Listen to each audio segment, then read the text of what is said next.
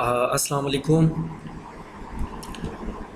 Yesterday we did detailed discussion on measuring net income and operating cycle of manufacturing companies.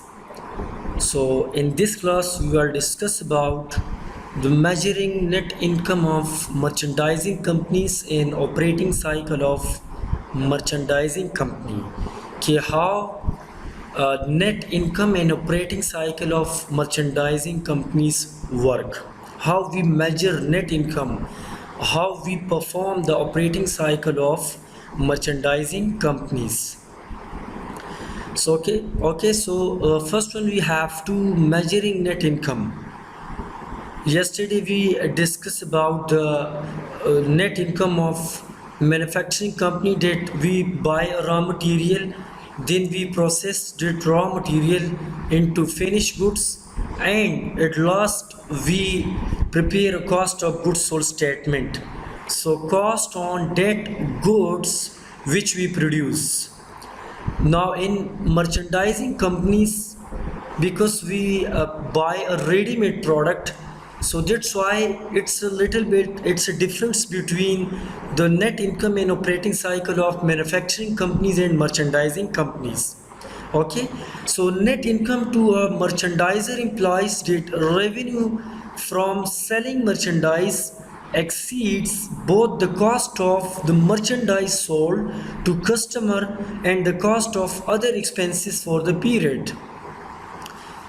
When we measure the net income of merchandising companies, so the revenue should be exceeding the selling expenses, other administrative expenses and the cost. ठीक है, normally अगर आप देखते हैं तो कोई भी business आप करते हो तो ओबियसली जो कॉस्ट आप अपना इनिशियल जो कॉस्ट जो आउटफ्लो है वो जो आप लगाते हो, फिर इसके अंदर जितने भी एक्सपेंसेस आप करते हो, तो आपका जो रेवेन्यू आपको जनरेट होगा वो रेवेन्यू आपके कॉस्ट और आपके एक्सपेंसेस दोनों से जो है ना वो इंक्रीज़ होगा, दोनों से ज़्यादा होगा, तभी जाके आपका एक प्रॉफिटेबल बिजनेस कंसिडर किया जाएगा, तभी आपका एक प्रॉफिटेबल बिजनेस होगा। फॉर एग्ज़ाम्पल आप एक बिजनेस स्टार्ट करते हो कॉस्मेटिक्स का, और उन कॉस्मेटिक्स बिजनेस पे आपने बाज़ार में एक शॉप ओपन किया और इस पे आपने रेडीमेड तैयार चीज़ें लेके आते हो और वहाँ पे आप रखते हो और डायरेक्टली इस पर्पस के लिए कि इसको मैं सेल आउट करूँगा। ठीक है, तो उस कॉस्मेटिक्स में आप क्या करते हो, इस कॉस्मेटिक्स में जब आप इसको सेल आउट करते हो तो आपको पहले से पता होता है कि आपका एक्चुअल इस चीज़ को बाय करने में कितना कॉस्ट लगा है। अच्छा, अब इसको सेल करने के लिए आपने एक्सपेंसेस कितने किए हैं, देखो आपने अपनी शॉप के ऊपर एक फ्लैट लगाया है, इस पर आपने अपनी दुकान का अपनी शॉप का ऐड लगाया है। इसी तरीके से आप अपने इलेक्ट्रिसिटी एक्सपेंसेस पे करते हो, इसी तरीके से आप और मेहमान वगैरह आपके शॉप में आ जाए इसके लिए कुछ थोड़े बहुत आप खर्चे करते हो, तो वो एक्सपेंसेस आप पे करते हो। तो उन से इनकी सेल से रिलेटेड जितने भी एक्सपेंसेस है, आपका वो कॉस्ट, आपके ये एक्सपेंसेस और जो रिटर्न आपको उस बिज़नेस पे आता है, वो रिटर्न उन दोनों से क्या होना चाहिए, इंक्रीज, तभी जाके आप अपने शॉप को चलाएंगे, आप अपने शॉप में एग्जिस्ट करोगे, क्योंकि जब आपको प्रॉफिट होगा तो तभी जाके आप अपने बिज़नेस को चलाएंगे। अगर आपको प्रॉफिट है ही नहीं और आपका कॉस्ट, आपका एक्सपेंसेस आपके रेवेन्यू से ज़्यादा है, तो फिर तो आपको लॉस हो रहा है, फिर तो आप तो या तो आप अपने बिज़नेस को इम्प्रूव करने की कोशिश करेंगे, और अगर नहीं होता तो आप इस बिज़नेस को क्या करेंगे, लीव करेंगे। ठीक है, तो इसी तरीके से हम क्या करते हैं, मर्चेंडाइजिंग बिजनेस की नेट इनकम और कैश फ्लो को मेजर करते हैं।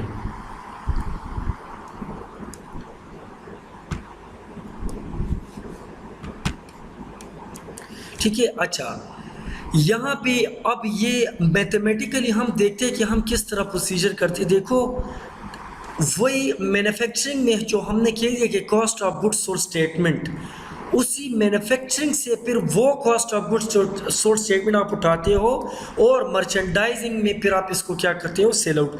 तो उसकी नेट इनकम फिर हम इस तरह मेजर करते हैं। देखो सेल, आपने सेल आउट को, किस चीज़ को सेल आउट किया, जो इन्वेंट्री आपने बनाया था during the manufacturing process.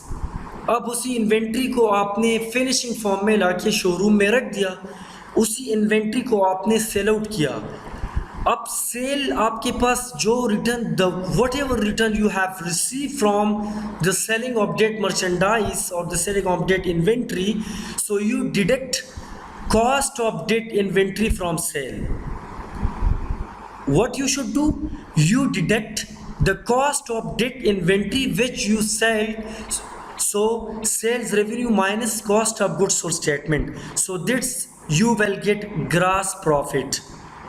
Okay जब आप सेल से कॉस्ट माइनस करेंगे तो आपका ये क्या हो जाएगा, ग्रॉस प्रॉफिट। इसको ग्रॉस प्रॉफिट क्यों कहते हैं, इसको नेट प्रॉफिट क्यों नहीं कहते? ग्रॉस प्रॉफिट इसको इसलिए कहते हैं कि अभी आपने जितने भी एक्सपेंसेस, ये तो सिर्फ आपने सेल से कॉस्ट को माइनस किया, अब आपने इस बिजनेस में जितने भी आपके एक्सपेंसेस है वो एक्सपेंसेस तो अभी इस प्रॉफिट में इंक्लूडेड है। जो भी आपके टैक्स है वो टैक्स तो इस प्रॉफिट में इंक्लूडेड है, इसलिए इसको ग्रॉस प्रॉफिट कहते हैं। So when you deduct the operating expenses और अदर एक्सपेंसेस और taxes whatever related to your business, if you deduct these all things from your gross profit, so at the end you will get net profit or net loss। ठीक है, तो जब आप अपने, let suppose आपने cell किया 1 lakh rupees, inventory पे आपका जो कॉस्ट आया था वो 50,000, तो इसी को आपने सेल आउट किया 1 लाख पे। सो 1 लाख से अगर आप इसी कॉस्ट को माइनस करेंगे, so you will get 50,000 gross profit. And let's suppose during the year और during the process you in your business, let's suppose occurred at 30,000 expenses and tax all, so these all include, these all when you will add, so this will you get 30,000. So from gross profit 50,000, if you will deduct this 30,000 operating expenses, so you will get 20,000, so this 20,000 is your net profit। और अगर आपका let suppose cost 1 lakh है और आपका जो profit है वो 80,000 है, तो आपको 20,000 क्या होगा, लॉस होगा। देखिए, तो यहाँ पे भी sales revenue minus income earn in selling merchandise, cost of goods sold minus cost of merchandise during the period, and operating expenses minus expenses incurred in the running business. तो इसी तरीके से हम मर्चेंडाइजिंग बिजनेस की net income को measure करते हैं। I hope कि आपको अब कोई मसला नहीं होगा, क्लियर होगा। ठीक है, तो मर्चेंडाइजिंग बिजनेस की नेट इनकम और मैन्युफैक्चरिंग बिजनेस की नेट इनकम में आपको डिफरेंस होना चाहिए, आपको कंफ्यूज नहीं होना चाहिए। अच्छा, अब operating cycle for merchandising companies, manufacturing companies का ऑपरेटिंग साइकिल तो यही है कि रॉ मटेरियल आप बाय करेंगे, उस रॉ मटेरियल को आप प्रोसेस करेंगे और फिर आप इसको फिनिशिंग फॉर्म में लाके उसको आप सेल आउट करेंगे। ठीक है, लेकिन यहाँ पे आप क्या करेंगे, operating cycle for merchandising companies में आप देखो, अगर आपने एक चीज़ को लिया और इसको आपने कैश पे सेल आउट किया, अब दो हमारे पास एक्रूअल बेस अकाउंटिंग सिस्टम है, मैंने आप लोगों को समझाया, तो और कैश बेस अकाउंटिंग सिस्टम है। एक्रूअल बेस में हम ट्रांजैक्शन क्रेडिट पे करते हैं, कैश बेस अकाउंटिंग सिस्टम में हम ट्रांजैक्शन कैश बेस पे करते हैं। ठीक है, तो अगर आपने एक इन्वेंट्री को आपने बाय किया है और उसी इन्वेंट्री को आपने कैश पे सेल आउट किया, तो देखो simply you buy inventory, that inventory, देखो you buy inventory and that inventory you sell on cash. तो डायरेक्टली आपने यहाँ पे पैसा इन्वेस्ट किया, मर्चेंडाइज परचेज़ किया, और मर्चेंडाइज परचेज़ करने के बाद आपको जब आपने इसको जब सेल आउट किया तो ये क्या हो गया, आपको डायरेक्टली कैश मिल गया।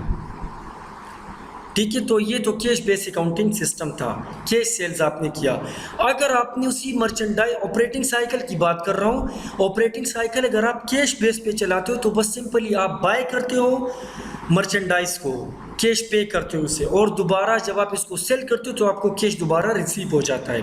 इसी तरीके से अगर आप इसको क्रेडिट सेल करते हो तो क्रेडिट सेल का प्रोसीजर क्या होगा कि आप ये देखो यहाँ पे आप परचेजेस करते हो किस चीज़ को, मर्चेंडाइज इन्वेंट्री को, और फिर जब आप इसको क्रेडिट सेल करते हो तो क्रेडिट सेल की वजह से आपको डायरेक्टली कैश नहीं आता, आपका अकाउंट रिसीवेबल या डेटर क्रिएट हो जाता है। कि इसका मतलब ये कि आपने जिस बंदे को सेल किया वो बंदा आपको फ्यूचर टाइम पीरियड में आपको पेमेंट करेगा, और जब फ्यूचर में आपको पेमेंट करेगा तो कैश कलेक्शन, फिर दोबारा आप परचेजेस करोगे, फिर आप जो है ना इसको सेल करोगे, फिर आप किसी को भी जो सेल करते हो वो आपका डेटर होगा, और फिर इससे आप क्या करोगे, at the end you will receive cash from your customer, your debtor, your account receivable. ठीक है, तो ये operating cycle of merchandising companies था। अच्छा, ये बिजनेस डॉक्यूमेंट्स को ज़रा देखिए, ये कोर्स में नहीं है लेकिन थोड़ा सा कि बिज़नेस डॉक्यूमेंट किस तरह हो सकते हैं। आप लोगों में से किसी ने देखा भी हो कि इनवाइस, ये इसका देखो इनवाइस इस तरीके से बनता है कि ये आज का लेट्स सपोज डेट है 5405, उसका नंबर ये है, नेम जो है ना वो बर्बी इंक, और इसका जो टॉम बेल एड्रेस कोकवाइल टेनेसिस ये नाम है। देखो यहाँ पे सेल्स टर्म, आप ये देखो यहाँ पे अब डिस्काउंटिंग टर्म आपको ऑफर हुआ है 210 नेट 30। इसका मतलब ये है कि जो ये सेल मैंने लेट सपोज आप लोगों को किया है, और ये कितने का सेल है, 27,000 का, तो मैं आपको कहता हूँ कि ये 27,000 तो 30 डेज़ का है, लेकिन अगर 30 नंबर ऑफ टाइम पीरियड कितना है, 30 डेज़, लेकिन मैं आपको एक डिस्काउंट ऑफर कर रहा हूँ कि अगर ये 27,000 आप लोगों ने मुझे 10 डेज़ में दिए, मतलब 30 डेज़ की बजाय 10 डेज में दिए, तो इसके ऊपर मैं आपको 2% डिस्काउंट दूंगा। तो ये डिस्काउंटिंग टर्म भी साथ में आप बिजनेस डॉक्यूमेंट में मैंने आप लोगों को क्या किया, शो किया। और प्रीपेड एक्सपेंस, तो ये देखो डिस्क्रिप्शन में हम लिखेंगे कि 250 बैकअप सिस्टम आइटम क्या है, AC4 AC है हमारे पास, और डिस्क्रिप्शन बैकअप सिस्टम है, क्वांटिटी कितनी है 500, और पर प्राइस कितनी है पर क्वांटिटी की 54, तो ये टोटल कितना हो गया 27,000। तो ये सारे मिला के 27। We appreciate your business. ठीक है, तो ये बिजनेस डॉक्यूमेंट भी इसी तरीके से बनता है। ठीक है, तो ये बड़े डिटेल से हमने देखा कि what is merchandising business, manufacturing business, services business, फिर मर्चेंडाइजिंग मैन्युफैक्चरिंग बिजनेस का नेट इनकम हम किस तरह मेजर करते हैं, और उसकी ऑपरेटिंग साइकिल हम किस तरह ऑपरेट करते हैं। आई होप कि आप लोगों को क्लियर होगा। इंशाल्लाह नेक्स्ट क्लास के साथ फिर फर्दर प्रोसीड करेंगे। Thank you.